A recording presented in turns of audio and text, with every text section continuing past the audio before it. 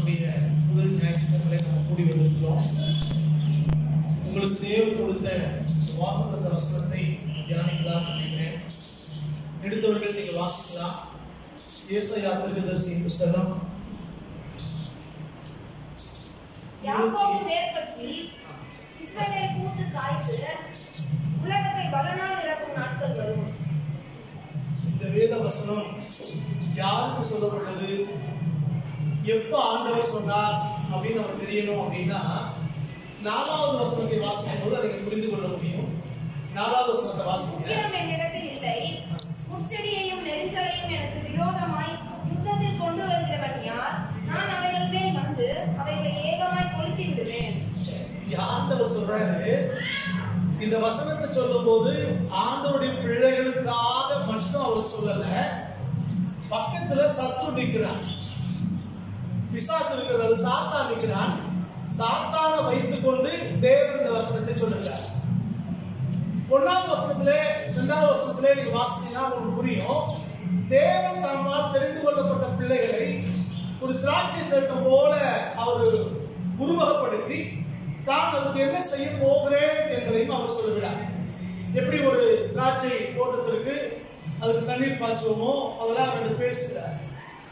அப்போ இந்த யாக்கோபு அது தெரிந்து கொள்ளப்பட்ட இஸ்ரவேலை தேவன் ஒரு திராட்சை தோட்டமாக ஊமைப்படுத்தி பேசுகிறார். இதை நீங்கள் யோவான் 15 நீங்க வாசிக்கலாம். தேவன் தான் அதுக்கு நீர் பாய்ச்சுகிறார், தேவன் தான் அதை விளைய செய்கிறார், தேவன் தான் சகலத்துக்கும் காரணமாக இருக்கிறார்.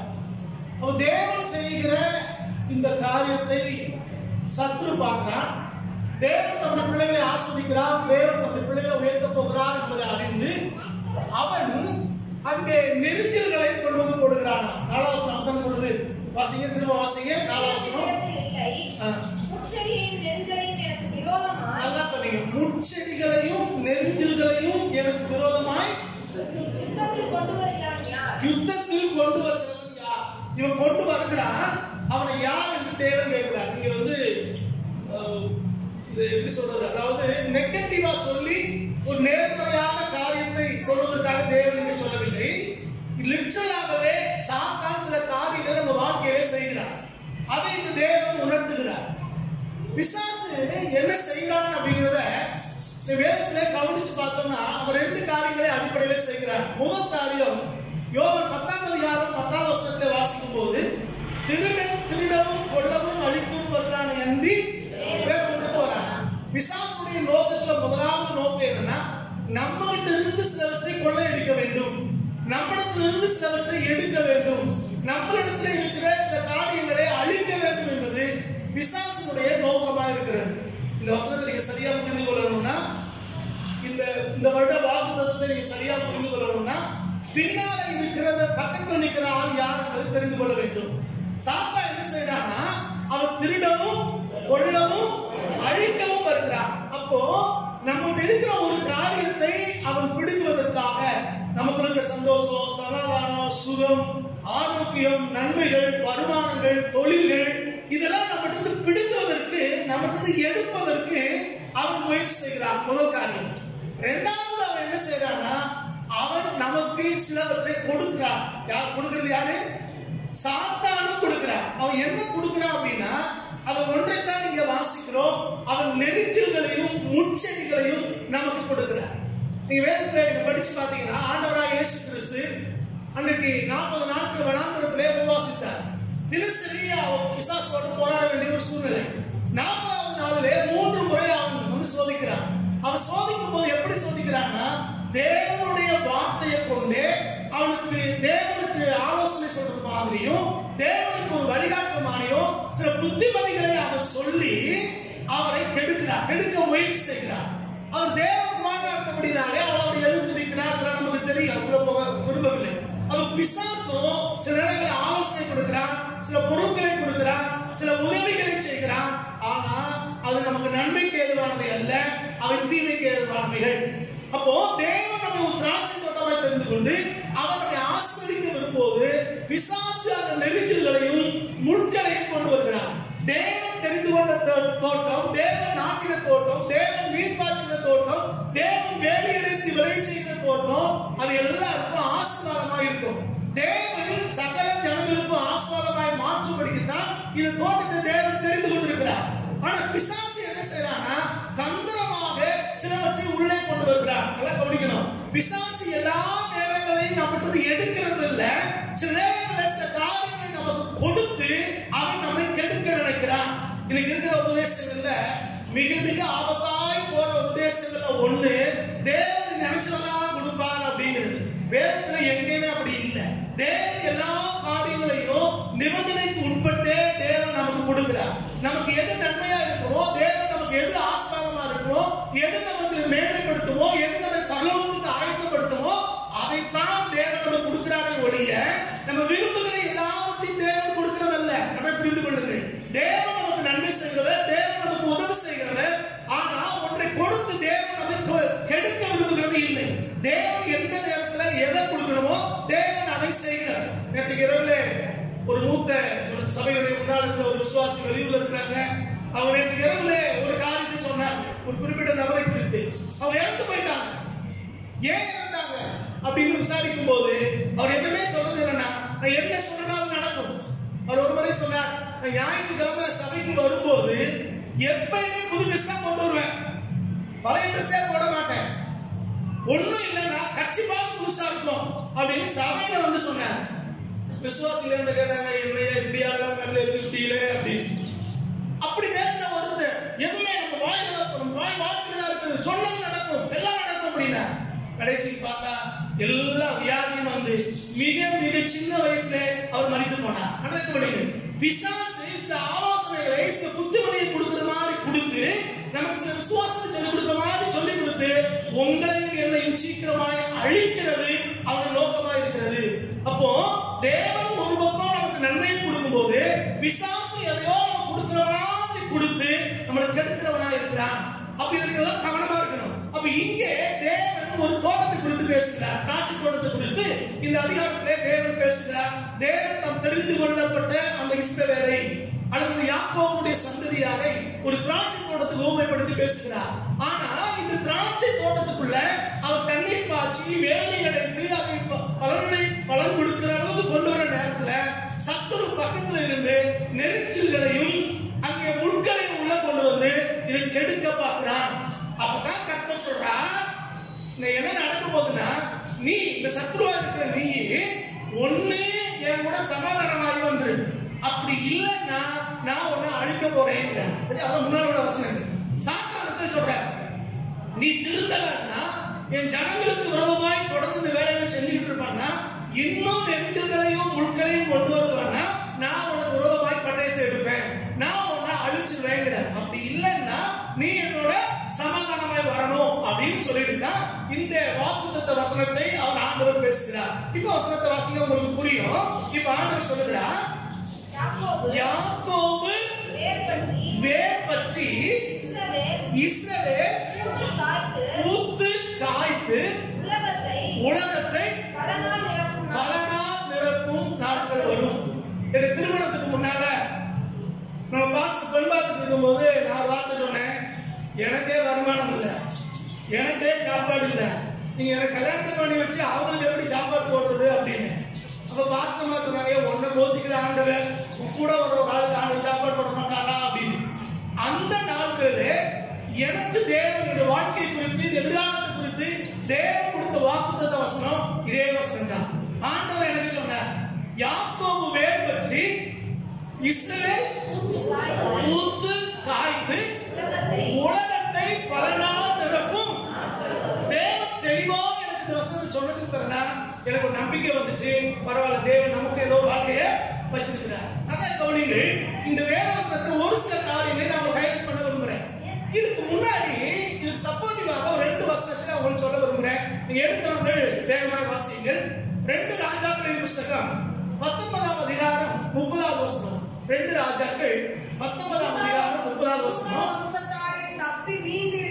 யூதா வம்சத்தாரில் தப்பி மீந்திருக்கிறவர்கள் மறுபடியும் கீழே வேர் பற்றி மேலே கனி கொடுப்பார்கள். இதே வசனத்தை நீங்க ஏசாயா 37:31 வாசிக்கலாம். இதே வசனம் தான், அதை வாசிக்க வேண்டாம். கவனிங்க, இங்கே யாக்கோபுடைய குமாரனில் ஒருத்தர் இந்த யூதா. நான் சொல்றது புரியுது? யாக்கோபுக்கு 12 பிள்ளைகள் இருந்தார்கள், 12 கோத்திரத்தார் இல்லையா? அதுல ஒரு கோத்திரம் தான் யூதா கோத்திரம். இங்கே ஆண்டவர் இந்த யாக்கோபுக்கு சொல்லும்போது சொல்றார், யாக்கோபு பேர் பற்றி அப்படின்னு சொன்னார். ஆனா யூதாவை அவர் சந்ததியாக சொல்லும்போது சொல்றாரு, அவன் மறுபடியும் கீழே பேர் பற்றிங்கிறார். அப்ப என்ன அர்த்தம்? இடையில வேறு இல்லையோ கட்டாயிடுச்சு. யாக்கோபு அவர் வேறு பற்றினார், அவர் வேறு பற்றுகிறவர். ஆனா அவருடைய சந்ததியார், அவருடைய கோத்திரத்தார் பின்னால வந்தவங்களுக்கு சாத்தான் ஏதோ சில கிரியைகளை செய்து அந்த வேரை அவன் அறுத்து விட்டான். அது திராட்சை தோட்டம் வளர முடியல. இப்ப கர்த்தர் என்ன செய்யறாரா, தான் தெரிந்து கொண்ட இஸ்ரவேலுடைய சந்ததியாருக்கு மீண்டும் ஒரு வாய்ப்பு கொடுக்கிறார். அவருடைய ஆண்டவர் எப்பவுமே செகண்ட் சான்ஸ் கொடுக்கிறார். ஒரே நேரத்தில் யாரையும் அழிச்சிட மாட்டார். அடிக்கடி கடிந்து கொள்ளப்பட்டும் அவர் சொல்றார். அடிக்கடி அர்த்தம் திரும்ப திரும்ப ஆண்டவர் சொல்லிட்டே இருப்பார், புத்திமதியை சொல்லிட்டே இருப்பார். கேட்கணும், கேட்கல பல முறை தேவன் சொல்லி கேட்கல அப்படின்னா அவருக்கு சகாயமின்றி சடிதியிலே நாசம் வரும். அப்ப வேத வசனம் உங்களுக்கு என்ன போதிக்குதுன்னா, ஏதோ கீழே வந்துட்டோம், ஏதோ ஒரு தவறு நடந்து விட்டது, ஏதோ பயிலாயிட்டோம் அப்படிங்கிறதுனால கர்த்தர் அப்படியே போக நம்மளை தள்ளி விடுகிறது அல்ல. மாறாக மறுபடியும் ஒரு வாய்ப்பை கொடுக்கிறவர். கடந்த 2021 வரைக்கும் தேவனுக்காக நீண்ட நாடு எழுப்பாமல் இருந்திருக்கலாம். கர்த்தர் நமக்கு சொன்ன வார்த்தைகளை செய்யாமல் இருந்திருக்கலாம். கர்த்தர் நமக்கு கொடுத்த ஆலோசனைகளை கேட்காமல் இருந்திருக்கலாம். ஆனாலும் தேவன் உங்க மேல என் மேல வச்ச அன்பினாலே, தேவன் நம்மளை குறித்து வைத்திருக்கிற திட்டத்தினாலே இன்னொரு வருஷத்தை நமக்கு தேவன் கூட்டி கொடுத்திருக்கிறார். அப்ப இந்த 2022 என்பது நம்ம மறுபடியும் கீழே வேர் பற்றுகிற ஒரு வருடம் என்பதை மறந்து விடக்கூடாது. அப்ப தேவன் மறுபடியும் வேர் பற்றுவதற்கு நமக்கு செய்கிற ஆண்டவர். சரி, கொஞ்சம் உள்ள போலாம். இப்ப அந்த வாக்குத்த வசனத்தை வாசிங்க. யாக்கோபு வேர் பற்றி திரும்ப என்ன செய்வானா, பூத்து காய்த்து உலகத்தை பல நாள் நிரப்பும் காலம் வரும். இங்க முதல்ல சொல்ற வார்த்தை என்னன்னா, யாக்கோபு வேர் பற்றுவான். அங்கே யூதாவை குறித்து வாசிக்கிறோம். யூதா மறுபடியும் கீழே வேர் பற்றி அப்படிங்கிற வேர் நம்ம எல்லாருக்கும் தெரியும். வேர் எப்பவுமே எங்கதான் இருக்கும், கீழே தான் இருக்கும். இந்த வேரை ஒரு இடத்துல விட்டாச்சுன்னா திரும்ப அங்கெல்லாம் தூக்கி மாற்றி வைக்க முடியாது. நான் சொல்றது புரியுது உங்களுக்கு? நம்மள கிராமத்து ஆட்கள் நமக்கு நல்லாவே தெரியும் இல்லையா? ஒரு இடத்துல வேறு ஒரு செடியை வச்சுட்டோம் அப்படின்னா அது திரும்ப திரும்ப அதை புடி வேற இடத்துல நட்டணும்னு நினைச்சோம்னா அது தடைக்காது, அது அழுத்து போய்விடும், அது வந்து கெட்டு போயிடும். அப்ப யாக்கோபு எந்த இடத்துல வேர் பற்றி இருக்கிறானோ அந்த இடத்துல அவர் முதலாவது இருக்க வேண்டியதாக இருக்கு. வேர் பற்றின இடம் ரொம்ப ரொம்ப முக்கியமான ஒன்று. யாக்கோபு வேர் பற்றி அடுத்து சொல்கிறாரு, இஸ்ரவேல் பூத்து காய்ந்து. யாக்கோபு இஸ்ரவேல் உங்களுக்கு தெரியும், தம்பி பேசிருப்பாங்க, அதான் உங்களுக்கு தெரியும். சரி, இஸ்ரவேல் அடுத்து என்ன செய்வானா, பூத்து காய்ந்து. இப்போ ஒரு செடியில பூவும் காயும் அடுத்து வரணும் அப்படின்னா அதுக்கு முன்பாக அது கண்டிப்பாக வேர் பற்ற வேண்டும். வேர் பற்றாம அங்க பூவும் காயும் ஒருபோதும் வரவே வராது. இன்னைக்கு என்ன கிறிஸ்தவ வாழ்க்கையில் என்ன பிரச்சனை இருக்குன்னா, இந்த நவீன கிறிஸ்தவ உலகம் விதவிதமாய் நமக்கு போதிக்கிறது. வேத வசனத்தை தவிர எல்லாத்தையும் சொல்லிக் கொடுக்கிறாங்க. போன வாரத்தில் ஒரு மூத்த ஊழியக்காரர் பேசிட்டு இருக்கும்போது ஒரு குறிப்பிட்ட ஊழியக்காரர் வந்து சொன்னார். அப்ப நான் சொன்னேன், அவங்களாம் பைபிள் ஸ்கூல்ல 12 வருஷம் 13 வருஷம் படிச்சுட்டு வந்தவங்களாச்சே அப்படின்னு. அப்ப அவர் சொன்னார், பைபிள் ஸ்கூல்ல என்ன சொல்லி தராங்க, பைபிள் தவிர எல்லாத்தையும் சொல்லி கொடுக்காங்க அப்படின்னு. கவனிக்கிறீங்களா? பைபிள் காலத்திலேயே பைபிள் சொல்லி கொடுக்காம உலகத்தை சொல்லி கொடுத்துட்டு இருக்காங்கன்னா இன்னைக்கு பிசாசு நம்ம என்ன செய்வான்னு யோசிப்பாங்க. நல்லா கவனிக்க வேண்டும். தேவனுடைய வார்த்தை இங்கு சொல்கிறது, நீங்களும் நானும் வேர் பற்றாம பூத்து காய்க்கலாம் முடியவே முடியல. இங்க மேஜிக்கெல்லாம் ஒண்ணும் கிடையாது. முதல்ல சொன்ன மாதிரி வார்த்தை ஏதோ சொன்னா நடந்துரும், அதான் ஒருபோது நடக்கல. கவனி, கிறிஸ்துவுக்குள்ள இல்லாம வேத வசனத்தின்படி நடக்காம சத்தியத்தை கை கொள்ளாம தேவ ஆவியாவின் நடத்துதல் இல்லாம நீங்க சொல்றதெல்லாம் வாய்க்காது. விசாசம் தான் ஒரு காலத்துல நினைச்சிட்டு இருந்தான், ஆனா அதெல்லாம் நடக்கிறதே இல்லை. இது வேத வாக்கியத்தின்படி நடக்கிற பிள்ளைகள் சொல்றதுதான் வாய்ப்பு. வேத வாக்கியத்தின்படி நீங்கள் செய்யும் போதுதான் அது எல்லாம் நம்ம வாழ்க்கையில வாய்க்கக்கூடியதா இருக்கிறது. அப்புறம்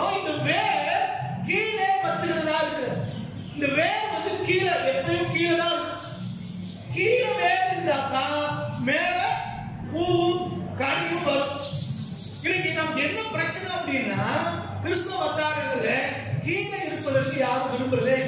எல்லாரும் மேல வர நினைக்கிறோம், மேலதான் இருக்கணும்.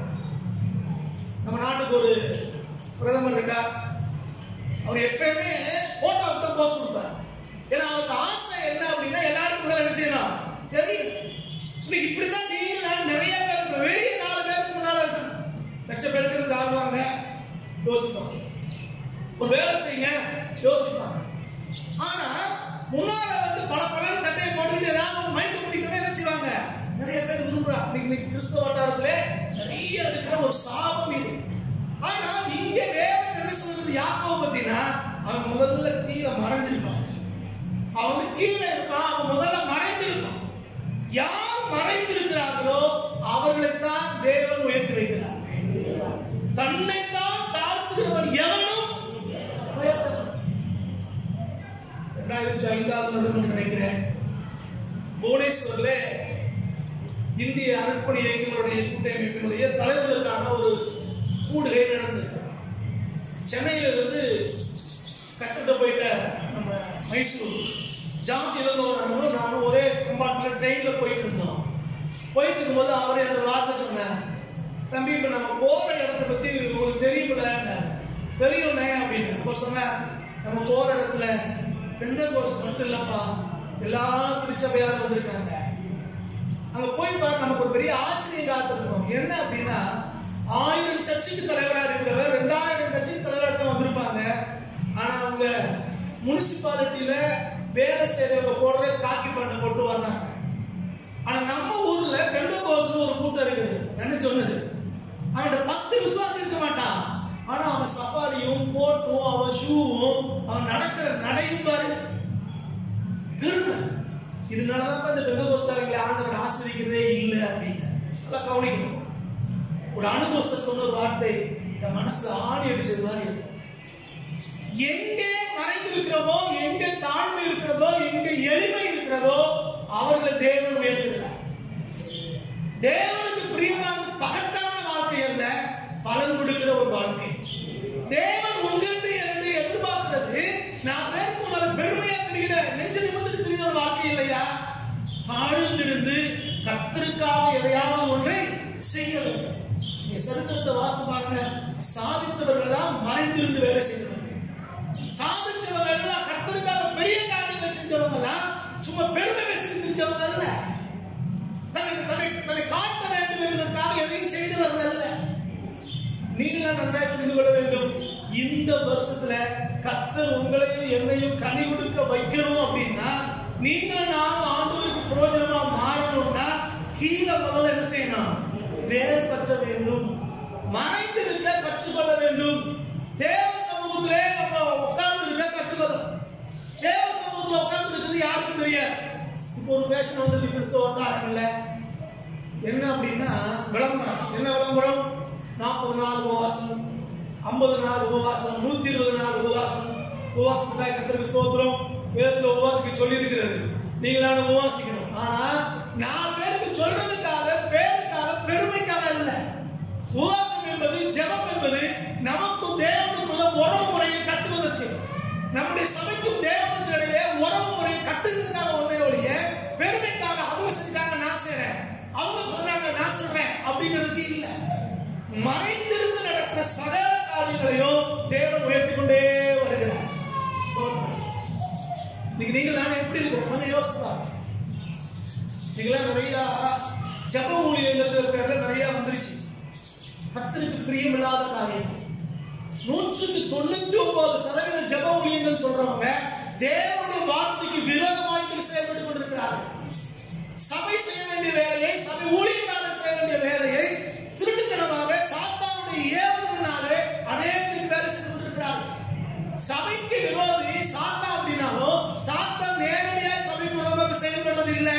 கிறிஸ்தவ ஊழியக்காரர்கள் போர்வையில் இருக்கிற சில திருட்டு கூட்டங்களை பயன்படுத்தி இன்னைக்கு உலகம் முழுவதுமாய் பிசாசு கிரியை செய்து கொண்டிருக்கிறார். முதல்ல சொன்னது போல பிசாசு நேரடியாக நமக்கு கொள்ளையடிப்பதில்லை, நமக்கு ஏதோ சப்போர்ட் பண்ற மாதிரி, உதவி செய்யற மாதிரி வந்து சபைகளை இன்றைக்கு அவன் கெடுத்துக் கொண்டிருக்கிறான். முட்களையும் நெருச்சிகளையும் கிறிஸ்தவ விசுவாசிகளுடைய வாழ்க்கையிலே ஊழியங்களிலே அவன் போட்டுக்கிட்டு இருக்கிறான். ரொம்ப கவனமா இருக்கணும்.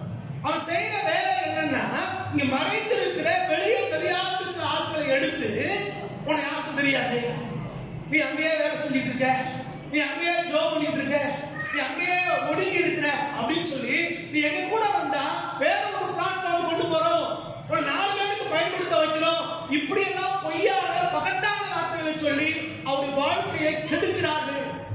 அவங்க இப்ப தெரியாது, வாழ்க்கையில வளர்ந்து பிறகு 20 வருஷம் 30 வருஷம் கழிச்சுதான் தெரியும், ஐயோ நம்மளை கெடுத்துட்டாங்க, நம்ம வாழ்க்கை வீணா போயிருச்சு அப்படின்னு. நன்றாய் புரிந்து கொள்ளுங்கள், வேர் பலன் கொடுக்கணும்னா அது நட்டப்பட்ட இடத்திலே முதலாவது இருக்க வேண்டும். வேறு எங்கே நட்டப்பட்டிருக்கிறதோ, அந்த செடி எங்கே நட்டப்பட்டிருக்கிறதோ அந்த இடத்துல வேர் கொடுக்கும், வேர் உள்ள போகும்போது தான் அது மிகுந்த பலனை கொடுக்கும். இங்க இருக்கிறத பிடிக்கிட்டு போய் இந்த இடத்துல வச்சா அது பலன் கொடுக்காது. அதான் யோசிப்பா கவனம். அப்ப வேர் இருக்கிற இடத்துல வேர் விட பழக வேண்டும், மறைந்து இருக்க பழக வேண்டும். இது வேறு எந்த அளவுக்கு பலமுள்ளதா இருக்கிறதோ, எந்த அளவுக்கு நீரை உறிஞ்சுகிறதோ, எந்த அளவுக்கு நிலத்தினுடைய சத்தை உறிஞ்சுகிறதோ அந்த அளவுக்கு தான் அது பூவையும் காயையும் கொடுக்கும், கனியையும் அது கொடுக்கும். அப்ப அதுக்கு முதலாவது அதுக்கு ஸ்ட்ரென்த் வேணும். இன்னைக்கு சபைக்கு வர்றோம், வார்த்தையில கேட்கிறோம், எப்படி கேட்கிறோம்? கர்த்தர் இன்னைக்கு என் கூட ஏதாவது பேசுவாரா? கர்த்தர் என் வாழ்க்கையை ஏதாவது மாற்றுவாரா? வெறும் வாக்கு தரிசனத்தை மட்டும் வரக்கூடாது. ஆதியாகமம் 1ஆம் அதிகாரத்தை எடுத்தீங்கன்னா அங்கே தேவன் 2 மிகப்பெரிய காரியங்களை செய்கிறார். ஒன்று என்ன அப்படின்னா சிருஷ்டிப்பின் சரித்திரம். அந்த சிருஷ்டிப்பிலே இன்னொரு ரகசியம் அடங்கி இருக்கிறது. தேவன் அங்கே வேறு குறிக்கிற வேலையை செய்கிறார். திரும்ப திரும்ப அதை கவனிச்சீங்கன்னா ஆண்டவர் பிரித்தார் பிரித்தார் பிரித்தார். கவனிக்கணும், தேவன் வெறும் சிருஷ்டிகள் அல்ல, தேவன் பிரிக்கிற ஆண்டவர். என்ன பிரிக்கிறாரு? இருளையும் வெளிச்சத்தையும் 2ஆ பிரிக்கிறார், நிலத்தையும் தண்ணீரையும் 2ஆ பிரிக்கிறார், தண்ணீரில் இருந்து தண்ணீரை 2ஆ பிரிக்கிறார். கவனிக்கணும், காரணம் என்ன அப்படின்னா வேதம் சொல்கிறது பூமியானது ஒழுங்கின்மையும் வெறுமையுமாய் இருந்தது. இந்த ஒழுங்கின்மை உள்ள பூமியை தேவன் முதலாவது ஒழுங்குபடுத்தினார். ஒழுங்குபடுத்தல் எப்படி வந்துச்சு? தேவன் அங்கே சில பிரிவை கட்டளையிடும் போதுதான் அங்கே ஒழுங்கு வரும்.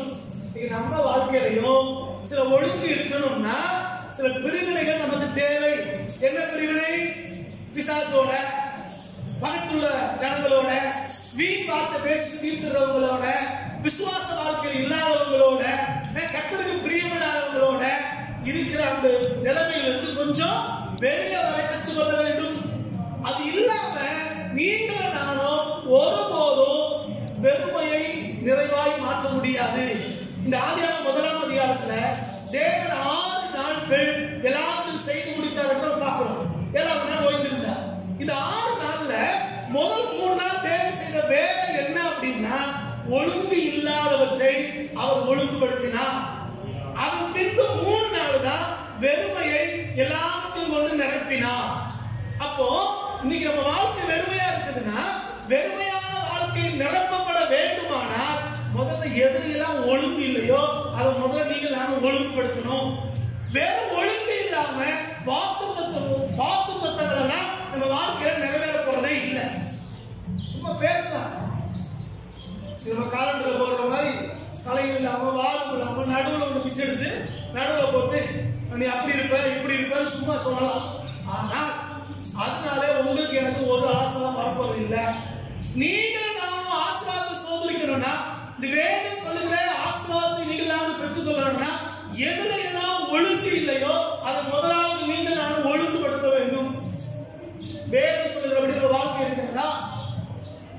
எங்கே ஐக்கியம் இருக்கிறது, எங்கே நட்பு இருக்கிறது, எங்கே பகை இருக்கிறது, நம்ம என்ன பேசுகிறோம், என்ன செய்கிறோம், எப்படி நடக்கிறோம், எல்லாவற்றையும் நீங்கள் நானும் கவனமாக இருந்து ஒழுங்கு இல்லாதவற்றையெல்லாம் ஒழுங்குபடுத்தும் போதுதான் தேவன் நம்மை நிரப்புவார்.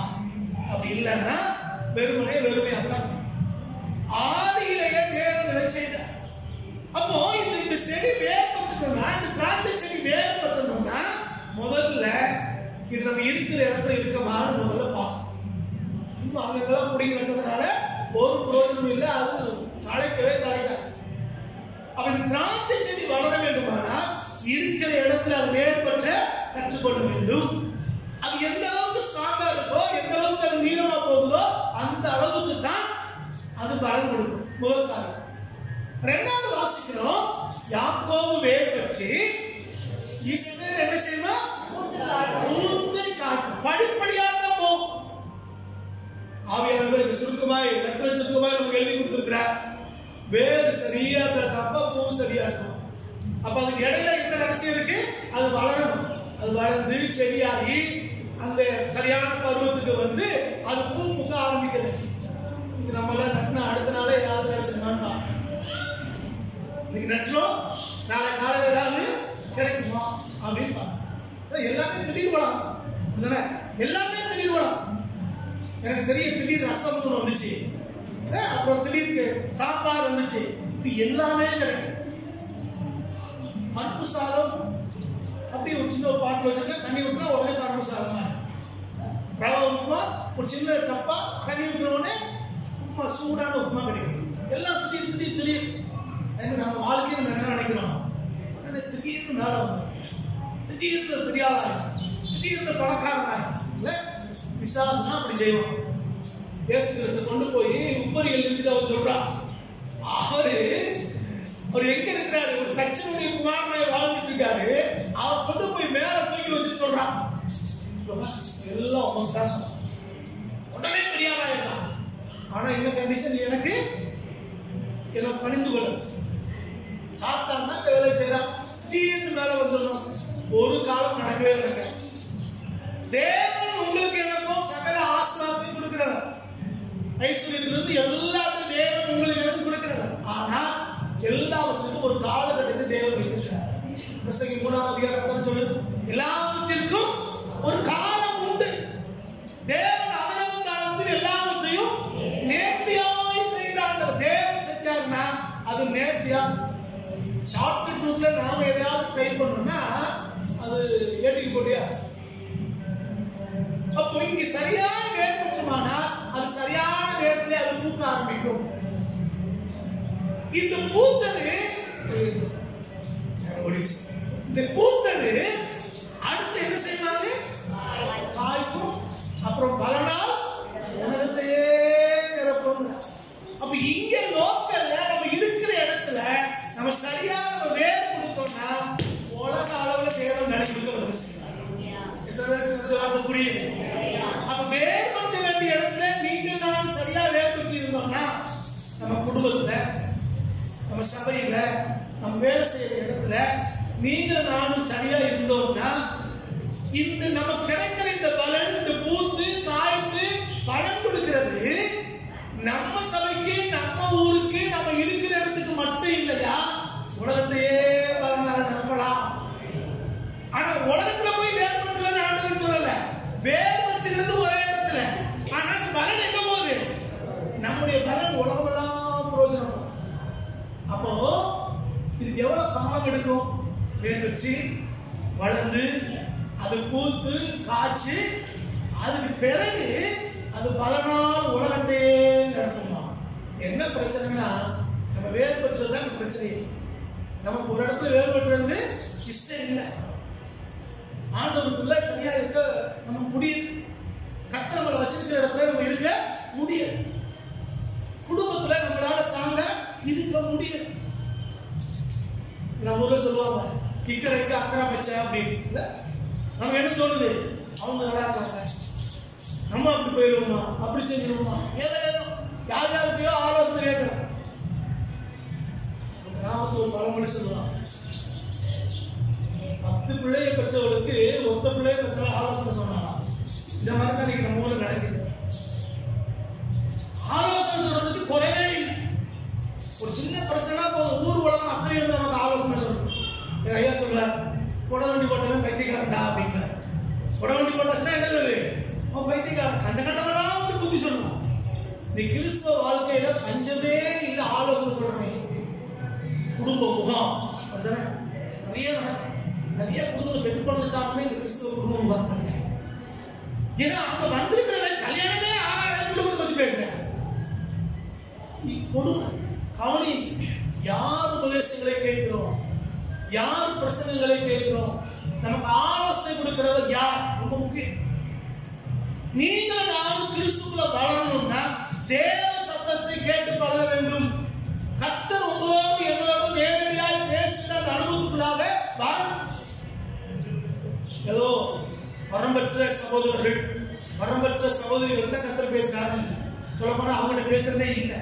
பேசுறது போனா யார் மறைந்திருந்து ஜெபிக்கிறோமோ வேத வாசிக்கிறோமோ நம்மகிட்ட தான் கர்த்தர் பேசுறாரு. ஒழிய அந்த வரம்பற்றவர்கள் போட்டு கொடுத்துருக்காங்கல்ல, அவங்ககிட்ட ஒரு காலம் கர்த்தர் பேசுறது. கவனி, நீங்க தேவன் தெளிவாக உங்களுக்கு எனக்கு பேசுகிறார். நீங்கள் நாம இருக்கிற இடத்துல வேறுபட்ட கற்றுக்கொள்ளணும். முதல்ல குடும்பத்தை எடுத்துக்கொள்ளணும். குடும்பத்துல நம்ம ரோல் சரியா இருக்குதா? 2022 கொஞ்சம் யோசிப்பா. ஒழுங்கு இல்லாம இருந்தா நம்மளே ஒழுங்குபடுத்தி கொள்ள வேண்டும். ஐயாமா கவனி, வேலைக்கு போறோம், சம்பளம் வாங்கணும்னு புரோட்டா கடையில் சாப்பிட்டு வீட்டுக்கு வந்துருக்கூடாது. வீட்டில் நம்ம குடும்பம் இருக்கு, மனைவி பிள்ளைகள் இருக்கிறார்கள், யோசி. சில ஐயாமா இருக்கிறது ஞாபகமே இருக்கிறது இல்லை. நான் சொல்றது கிறிஸ்தவ இந்த கோர்ஸ் ஞானஸ்தானம் பெற்று அபிஷேகம் பெற்ற ஐயாமா பற்றி தான் பேசுறேன். ஊர்காரங்களை பத்திட்டு கொஞ்சம் யோசிப்பா. பிள்ளைகள் இருக்காங்க, என்னைக்காவது அது யோசிக்கிறோமா? கணவனுக்கு முறையில செய்ய வேண்டிய அந்த பணியை நம்ம செஞ்சிருக்கோமா? வாலிபர்கள், பெண்களா இருக்கலாம், அம்மிமாரா இருக்கலாம், யோசி. அம்மா அப்பாவுக்கு நம்ம செய்ய வேண்டிய கடமைகளை நம்ம செய்யணுமா? அதுதான் நம்முடைய வேறு இடம், நம்ம சொந்த குடும்பம். நம்ம எப்படி இருக்கலாம் யோசிச்சு பாருங்களேன். ஊருக்குள்ள யாராவது என்ன சொன்னா உடனே ஓடுவாங்க நம்ம அப்படிதானே. அந்த மாமா சொல்லிட்டாரு, அத்தை சொல்லிட்டாங்க, அவங்க சொல்லிட்டாங்க, இவங்க சொல்லிட்டாங்கன்னு ஊருக்குள்ள எல்லா வேலையும் நம்ம ரெடியா இருப்போம். ஆனா நம்ம வீட்டுல அம்மா லொக்கு இருந்துட்டு இருக்காங்க. ஐயா ஆஸ்பத்திரிக்கு போயிட்டு கூட்டு போனாங்க, அல்லது மாத்திரை வாங்கிட்டு வராம நம்ம காத்துலே இருக்கிறார். இருக்கிற இடத்துல தேவன் வச்சிருக்கிற இடத்துல முதல்ல வேறுபட்டு கற்றுக்கொள்ள வேண்டும். அதே மாதிரி அடுத்த ஆவிக்குரிய காரியம் சபையின் ஊருக்குள்ள வால்போஸ் பாத்திரத்துலாம் போகல.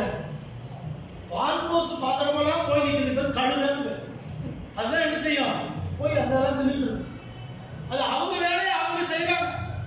தேவன் நமக்கு கொடுத்தது என்ன? நமக்கு என்று ஒரு சபையை கொடுத்திருக்கிறார், நமக்கு என்று ஒரு ஊழியக்காரனை கொடுத்திருக்கிறார், நமக்காக ஜெபிக்கிற சார்களை தேவன் கொடுத்திருக்கிறார்.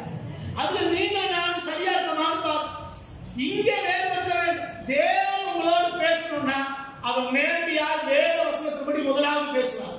இரண்டாவது கர்த்தர் அவரோடு பேசுறது சபையின் ஊழியக்காரனோடு மட்டும்தான் பேசுறார். நீங்க பைபிள் எடுத்து வாசிப்பா, வெளிப்படுத்தல ரொம்ப தெளிவா எழுதுகிறார். சபையின் தூதனுக்கு எழுத வேண்டியதாவது அப்படின்னு. அப்ப கர்த்தர் சபைக்கு பேசணும்னா யார் மூலமா பேசுவாரு?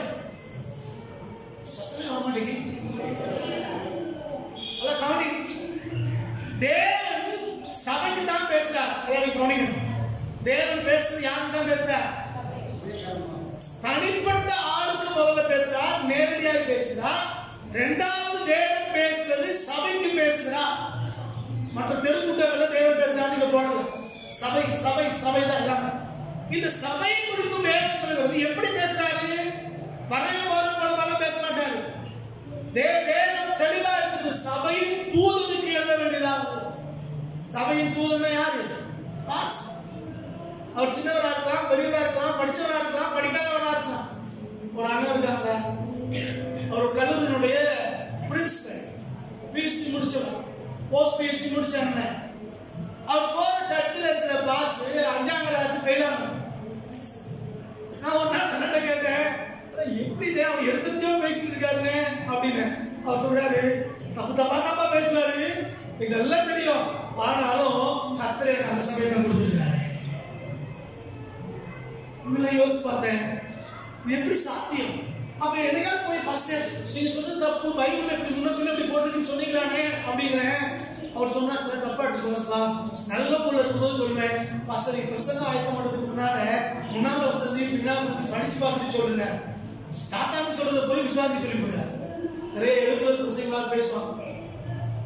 ஆயத்தப்படு புரியுங்க, நம்ம எல்லாரும் கேட்க பிரசங்கம் ஆயத்தப்படு.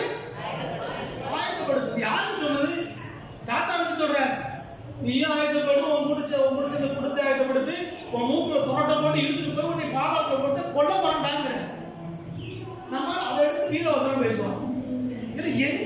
தேவன் பேசுறோட நமக்கு தெரியாது. அவங்க தான் நீங்க 190 பேர் நீங்க ஊழியக்காரா இருக்காங்க நம்ம இடத்துல. அந்த பெந்தகோஸ்து அப்படி. அப்ப எங்க தேவன் பேச வேண்டுமானால் சபையின் தூதர் மூலம் மட்டும்தான் பேசும். எத்தனை பேருக்கு சொல்ல வசனம் புரியுது? நிறைய பேருக்கு புரியவே புரியாது. ஏன்னா நம்ம கழுதைகள் அந்த ஸ்டேட்டஸ்ல நம்ம இருக்கிறோம். எங்க வாழ்க்கை பார்த்தாலும் போயிடும். ஒரு காலமும் வாழ்க்கையிலே மாற்றம் வராது. ஒரு காலமும் வாழ்க்கையிலே ஆசீர்வாதம் வரப்போறது இல்லை. வேற வாழ்க்கையை சொல்லுகிறபடி எல்லாம் கவனிக்கணும். நான் ஏதோ கதை ஓட்டிட்டு இருக்கேன். வேத வசனம் சொல்லுகிறபடி நீங்களும் நானும் கர்த்தர் தயவாய் நம்மை கூட்டி கொடுத்திருக்கிற இந்த வருஷத்துல வேர் கொள்ள வேண்டிய இடத்துல வேர் கொண்டு இருப்போமே. ஆனால் கர்த்தர் உங்க மூலம் உங்களை என்னையும் தேவன் பயன்படுத்த முடியும். எத்தனை பேர் பயன்படுத்தணும்னு விரும்புறீங்க? எத்தனை பேர் ஆசீர்வதிக்கப்படணும்னு விரும்புறீங்க? அல்லேலூயா. அப்படின்னா வேர் சரியாக நம்ம இடத்துல இருக்கான்னு வேருக்கு இருக்கணும். அதான் மெயின். சரி, ரெண்டாவது அவர் பேசுகிறார். ஒரு பேச்சு. ரெண்டாவது அவர் தேவன் பேசுகிறார். இங்க வேர் பெற்றிருக்கிற இந்த யாக்கோபு இப்போ இஸ்ரவேலாய் மாறும்போது அவன் பூத்து காய்க்க ஆரம்பிக்கிறான். அப்படி பூத்து காய்க்கும் போது அந்த பலன் உலகம் எல்லாம் பலனடையும். திரும்ப வாசிங்க. யாக்கோபு வேர் பற்றி இஸ்ரவேல் பூத்து காய்த்து உலகத்தை அப்படிங்கிற. அப்ப நமக்கு எல்லை என்னது? 7000 மணி மட்டும் இல்ல. வடக்கு தெரு, தெற்கு தெரு, கீழூர், மேலூர், அது மட்டும் நம்ம எல்லை இல்ல. நமக்கு எல்லை என்னது? உலகம். அப்ப கர்த்தர் உங்களை தெரிந்து கொண்டது இந்த 7000 மணி மாநகராட்சத்துல மட்டும் இருப்பா அப்படின்னு சொல்லல. கவனிக்கணும். இங்க வேறு ஊர்ல இருப்போம். ஆனா தேவன் எங்கெல்லாம் நம்மளை பலன் கொடுக்க வைக்கிறாருன்னு தோணும். அதாவது தேவன் பயன்படுத்த போறாருன்னு சொல்றாங்க. நீ ஊரெல்லாம் சுத்துறது எதுக்குன்னா அங்க போய் உட்காந்து பிரசங்கம் கேட்டு பேருந்து சொல்லல. உலகமெல்லாம் சுத்தி அவன் கொடுக்குற காசை வாங்கிட்டு வருவேன்னு சொல்லல. உலகமெல்லாம் போய் உன் தலைமையில கை வந்து ஜோபுவான்னு போடல. ஆனா நீ இருக்க வேண்டிய இடத்துல நீ வேறு பற்றி இருந்த அப்படின்னா உலகமெல்லாம் நீ பலன் கொடுப்பாய். அல்லேலூயா. அப்ப நம்ம சபையை விட்டு வெளியே போறோம்னா எதுக்கு போறோம்? நம்மளால அடுத்தவங்க பிரயோஜனப்படணும். தேவன் நம்மளை அங்க பயன்படுத்த வேண்டும். அதுக்கு தான் நம்ம காம்பவுண்ட் விட்டு வெளியே போறோமே ஒழிய இன்னொருத்த பேசுறது கேட்டு உட்கார்ந்து இருக்கிறதுக்கு இல்லை. அது இன்னொருத்தங்க ஏதாவது கையேந்தி வாங்குறதுக்கு இல்லை. இன்னொருத்தங்க நம்ம தலைமையில கை வைக்கிறதுக்கு இல்லை. தேவன் இங்கே வாக்கு பண்ணி சொல்லிருக்கிற காரியம் அதுதான். யாக்கோபு வேர் பற்றி இஸ்ரவேல் பூத்து காய்த்து உலகத்தை பலனால் நிரப்பும் நாட்கள் வரும். அப்ப 2022 இது வரணும்னா நீங்களும் நானும் வேர் பெற்றதிலே சரியா இருக்கும். மறைந்திருக்கிறதுலே சரியா இருக்கும். இங்க இருந்து ஆதாரத்தை உறிஞ்சுவதிலே சரியா இருக்கும். அப்படி இருக்கும்போது உலகத்தை பலனால் நிரப்பலாம். இந்த இடத்துல ஒரு எச்சரிக்கையான வசனத்தை சொல்ல விரும்புகிறேன். ஆதியிலே தேவன் இதைத்தான் ஆதாம் ஏவாளுக்கு சொன்னார். நீங்கள் பழுகி பெருகுங்கள், உலகத்தை நிரப்புங்க. புதிய ஏற்பாட்டு காலத்திலேயும் இதைத்தான் 1ஆம் அதிகாரம் 8ஆம் வசனத்திலே அப்போஸ்தலர் 1:8 அவர் சொல்றாரு. நீங்க பரிசுத்த ஆவியானவரை நிறைவேற்றி பெற்றுக்கொண்டு எல்லா முடிச்சுக்கிற நேரம் இல்லை. நீங்க உலகம் முழுக்க எப்படி இருப்பீங்களா? சாட்சிகளா இருப்பீங்க. அப்ப தேவன் உங்களுக்கு எனக்கு வைத்திருக்கிற எல்லை பழைய ஏற்பாடோ புதிய ஏற்பாடோ உலகமெல்லாம் பலன்கிறத தேவன் நம்ம மேல வைத்திருக்கிற திட்டம். ஆனா என்ன நடந்துச்சு? ஆவேல் போவர்கள் உட்காந்துட்டாங்க. நமக்கு ரொம்ப கம்ஃபோர்ட் ஜோன் அதுதான். பாதுகாப்பான இடம் 7000 மணி நம்பா அப்படின்னு என்ன செஞ்சு நேரத்துல அமைதியா கர்த்தர் சொல்றாரு, பக்கத்துல இருக்கிற ஊத்துக்குடியில போய் ஏசுனார வந்து சொல்லுப்பா, போக மாட்டேன். சாமி தேவைப்பட்ட போய் சாட்சி சொல்லிட்டு வாப்பா, போக மாட்டேன். எனக்கு பாதுகாப்பானது எழுந்தா இங்கதான் 2 பாட்டு பாட, அன்னைவாசம் பேச, ஆவியம் நிறைய, அப்படியே கையை தட்ட பிடிக்கு போயிடும். இதான் எனக்கு பாதுகாப்பா தெரியும். அடுத்த இடத்துக்கு போய் இயேசு பத்தி சொல்லணும்னா கேள்வி கேட்பாங்க, பிரச்சனை வரும், அதனால போங்க.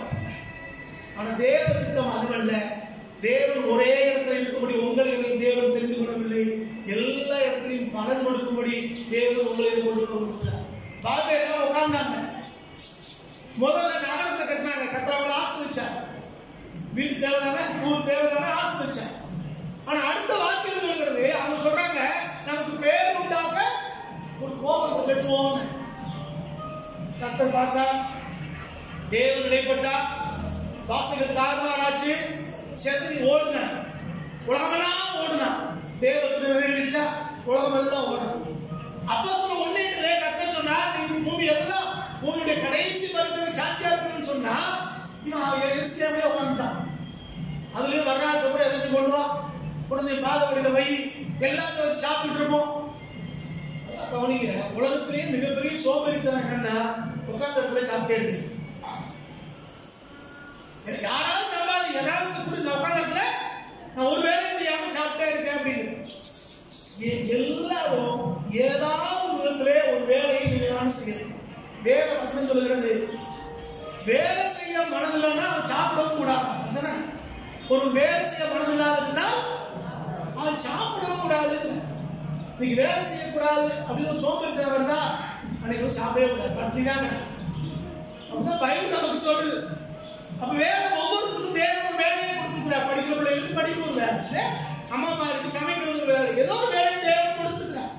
அந்த வேலையை நீங்கள் நான் செய்யணும். சரி, இங்க சந்தோஷத்துக்கு வரும். அப்ப தேவன் ஒரே இடத்துல உங்களை என்னையும் அப்படியே உட்கார்ந்து இருக்கிற வேறு ஊற்றுனா வேறு இங்க இருக்கும். ஆனா இந்த கிளைகள் என்ன செய்யும், எல்லா இடத்துலயும் பரவும். இங்க வேறு ஊற்றி இந்த பலன் எங்க போனோம், ஆனா இங்க எருசலேம்லயே உட்கார்ந்தாங்க. கர்த்தர் பார்த்தா 8ஆம் அதிகாரம் 1ஆம் வசனத்துல அப்போஸ்தலர்ல கர்த்தர் அவரை சிதறடித்தார். பெரிய உபத்திரம் வந்துச்சு. இப்ப அவங்களா ஊருக்கு ஓடுறாங்க. இப்ப அப்படி சிதறி போனவங்க எல்லா இடங்களையும் ஆண்டு சொல்லி அந்த சபைகளை கட்டினார்கள். இந்த பூ என்ன செய்யும்னா, பூவுடைய பிரதானமான நோக்கமே என்னன்னா, அது வண்டுகளையும் ஈக்களையும் தேனீக்களையும் அது கவர்ந்து இருக்கும். அது அந்த மரபு சேர்க்கையும் உண்டா. இதனாலதான் அது பலனே கொடுக்குது. அப்ப நீங்களும் நானும் நம்ம சாட்சியினாலே நம்ம வாழ்க்கையினாலே கிறிஸ்துவனுடைய ஒரு கூட ஜனங்களை நீங்கள் நானும் கொண்டு வர வேண்டியதா இருக்கிறோம். கர்த்தர் உங்களை தெரிந்து கொண்டது, உங்களை சபையில வேறு வைத்திருக்கிறது, உங்களுக்கு எனக்கு நீர் பாய்ச்சினது, உங்களுக்கு எனக்கு ஆகாரம் கொடுத்தது, வஸ்திரம் கொடுத்தது, வீடு கொடுத்தது, தொழில் கொடுத்தது. எதுக்கு? நம்ம வாழ்க்கையை பார்த்து ஒரு கூட்ட ஜனம் கர்த்தரை தேடி வர வேண்டும். வெறும் பேச்சில இல்ல, வெறும் பிரசங்கத்துல இல்ல, அப்படி வாழ்க்கையை கண்டு திராட்சை செடி ஒருவரும் பேசாது. அப்படிதானே? அது வேறு ஒன்றும், அது பூக்கும், அது காய்க்கும், அவ்வளவுதான். அது பேசவே பேசாது. ஆனா அதை பார்த்த உடனே எல்லாரும் ஓடும். வேறு மாதிரிதான் நம்ம வாழ்க்கையை கண்டு ஒரு கூட்ட ஜனங்கள் கர்த்தரை தேடி வர வேண்டும். 2022 வருஷத்துல தேவன் நமக்கு வாக்கு பண்ணிருக்கிறபடி நாம ஒரு தீர்மானம் எடுப்போம். தேவன் நம்மளை வேறுபட்ட பண்ணுகிறவர், தேவன் மறுபடியும் நம்மை வேறுபட்ட பண்ணுகிற கடந்த காலங்களை அவர் காணாதவர் போல இருந்தார். கடந்த காலங்களை தேவன் கொண்டு நடக்கவே இல்லை, அது முடிஞ்சு போச்சு. நம்மளுடைய நல்ல ஒரு வார்த்தை இருக்குது, கடந்த காலம் அப்படின்னா இறந்த காலம் சொல்லுவோம். இறந்த காலம் என்னது, அவ்வளவுதான், திரும்ப வரவே மாட்டாங்க, போச்சு, முடிச்சு. ஆனா இந்த 2022 நமக்கு முன்னால இருக்கிற எழுதப்படாத ஒரு புத்தகம். இது நீங்கள் நான் எப்படி பயன்படுத்துகிறோம் என்பதை வச்சுதான் நம்முடைய எதிர்கால வாழ்வு இருக்கு. தேவன் நமக்கு வாக்கு பண்ணியிருக்கிறார், யாக்கோபு வேர் வச்சு இஸ்ரவேல் பூத்து ஆய்த்து உலகத்தை பலனால் நிரப்பும். ஒரு முறை விமான நிலையத்துக்கு பஸ்ல போனேன். என் பக்கத்துல ஒருத்தர் எங்க ஊருக்காக உட்கார்ந்துருந்தார். அவருக்கு என்ன யாரும் தெரியாது, எனக்கு அவரை தெரியும். நான் சொன்னேன், யாரும் தெரியுதா அப்படின்னு. மதுரைக்கு ஒரு பஸ்ல தெரியல தம்பின்னாரு. நான் என்ன ஒரு மகன், அவர் மேலே பார்த்து கீழே பாஸ்டா அப்படின்னாரு. முதல் கேள்வி. ரெண்டாவது கேள்வி, எங்க போறீங்கன்னாரு. நான் போற இடத்த சொன்னேன், இல்லையா கீழே தரட்டிக்காங்க. அடுத்து நான் சொல்ல சொல்ல அவருக்கு கீழே விழுந்துதான் போல இருக்கு. மைக் விழுந்தாலும் விழுந்துருவார். நல்லா புரிந்து கொள்ளுங்கள், வேறு ஒன்று வேண்டிய இடத்துல நீங்கள் நான் சரியாய் வேறுபட்டோம் என்றால் எல்லா கண்களும் ஆச்சரியப்படுற அளவுக்கு மற்றவர்களாலே ஆகாதது என்று தள்ளப்பட்ட கல்லுதான். இயேசு கிறிஸ்து எங்க பிறந்தார்? பெத்லகேம்ல பிறந்தார். பெத்லகேம் பத்தி வேதம் என்ன சொல்கிறது? எப்ராத்தா என்னப்பட்ட பெத்லகேமே, நீ யூதாவின் ஆயிரங்களுக்குள்ளே சின்ன கிராமம். இயேசு எங்க வளர்ந்தா? கலிலேயாவுல. கலிலேயாவுனாலே படிக்காதவங்கன்னு அர்த்தம். இயேசு கூட இந்த சீசர்களை பிடிச்சு விசாரிக்கும் போது எனக்கு தெரியவே தெரியாதுன்னாங்க. அந்த அம்மா லேடி கான்ஸ்டபிள் சொல்லுது, உன் பேச்சு அவங்க காட்டி கொடுக்குறப்பா, படிக்காத பேச்சு, கிராமத்து பேச்சு, உட்கார்ந்து புத்தாயி அப்படிங்கிற நீ பேசுறத தெரிஞ்சு போச்சு. யாருக்கு? நீ கல்லையன் தான். நாசரேத்துல வளர்ந்தாரு. நம்ம சொல்றான், நாசரேத்திலிருந்து எந்த நன்மையும் ஒரு நன்மையும் வராது. ஒதுக்கப்பட்ட ஒரு இடம். எந்த விதத்திலும் இயேசு கிறிஸ்து உலக ரட்சகன் தொடர்பான சூழ்நிலை இல்லை. ஆனா கர்த்தரோ அவர்தான் உலக ரட்சகனாய் மாறினார். அப்ப நீங்க நானும் எப்படிப்பட்ட ஒரு நெகட்டிவ் வேர்ல்ட்ல, எப்படிப்பட்ட மோசமான நிலைமையில் இருந்தாலும் சரி, கர்த்தர் திரும்பவும் வேறு பெற்ற உதவி செய்கிற ஆண்டவர், திரும்பவும் நம்மளை பூத்து காய்க்க தேவன் நம்மை பயன்படுத்த முடியும். தேவன் நம்மளை தெரிந்து கொண்ட ஒரே ஒரு நோக்கம், உலகத்துக்கெல்லாம் பலன் கொடுக்க வேண்டும். அவன் இன்னும் ஒரு தீர்மானம் பண்ணுவோம், கர்த்தரை விட்டு கொடுப்போம். ஆண்டவரே சரியா வேறு பெற்ற உதவி செய்யுங்கப்பா, மறைந்திருக்கு எங்களுக்கு உதவி செய்யுங்க. மற்றவங்களுக்கு தெரியாத அந்த மறைமுகமான வாழ்க்கையில நம்ம நெருங்கி ஜீவிக்கிறதுக்கு உதவி செய்ய கர்த்தரை கேட்போம். கர்த்தர் நமக்கு நீர் பாய்ச்சுவா, கர்த்தர் நம்மை பூக்க செய்வா, கர்த்தர் நம்மை காய்க்க செய்வா. நம்மளாலே உலகம் பலன் பெறும். ஜோமனமா இருக்கிற இடத்துல அப்படி கண்களை போடலாம். தேவனுடைய முகத்தை நோக்கி பார்ப்போம். எல்லாரும் தேவனுடைய முகத்தை நோக்கி பார்ப்போம். கர்த்தருடைய கரத்தை அப்படியே விட்டு கொடுக்கலாம். Thank you Jesus, thank you Lord, thank you Jesus. எல்லாருமே உங்களுக்கு ஸ்தோத்திரம். தப்பாவே நம்ம துதிக்கணும். Thank you Jesus.